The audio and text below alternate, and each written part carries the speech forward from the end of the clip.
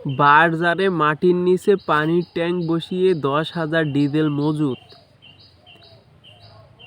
যুদ্ধ চলে ইরানে, ইসরায়েলে, যুক্তরাষ্ট্রে।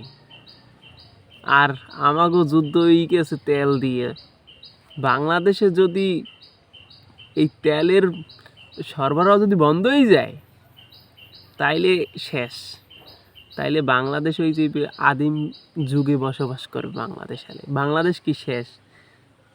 ইতিমধ্যে বাংলাদেশে যদি কোনো দেশ, যুক্তরাষ্ট্র যদি নিষেধাজ্ঞা দেয় না, বাংলাদেশের যে অবস্থা হইবে, বাংলাদেশের এই জন্যই তো ট্রাম্পের পাও ধরে থাকা লাগে। কার পাও ধরে রে?